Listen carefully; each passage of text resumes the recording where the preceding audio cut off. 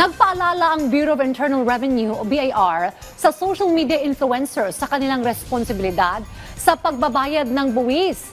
Sa dami po ng content creators ngayon, paano nga ba sila kumikita rito? Alamin natin ang detalye kay Denise Osorio.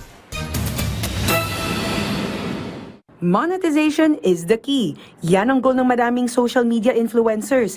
Nagagamit kasi nila ang kanilang kasikatan at paandar para magkaroon ng audience. In return, pwede silang kumita sa social media. Pero git ng Bureau of Internal Revenue, marami pa ring influencers ang hindi nagbabayad ng income tax at business tax.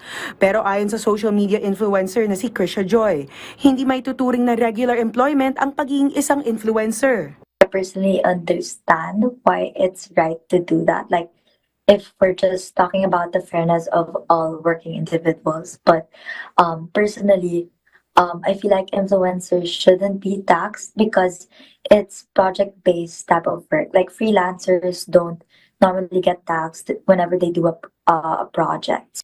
Nilinaw din ni Krisha Joy na hindi ganun kadali ang kitaan sa SOCMED. Ito'y kahit trending pa ang iyong paandar.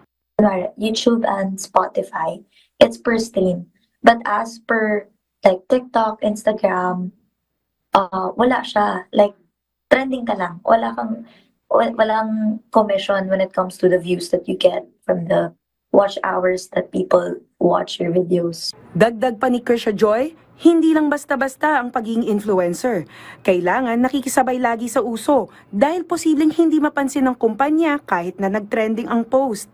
Ayon naman kay social media manager CJ Mahilom, mahihirapan ang mga influencer na i-require na magbayad ng tax.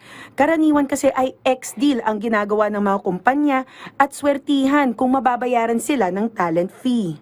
May tinatawag tayong ex-deal. So, with those terms naman sa ex-deal natin, usually, ini-ex-deal nila yung content in exchange of the services, the products na ipopromote nila. So basically, they will not get anything from that company monetary. Wala talaga silang makukuha doon.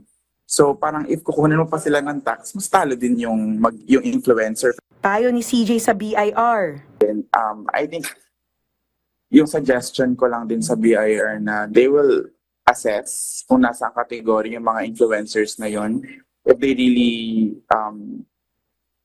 receive the amount na talagang nakabawi na sila, for example, or I think merong specific timeline also. Ayon sa mga SOCMED influencer, sapat na sa kanila na magbigay ng saya ang kanilang content.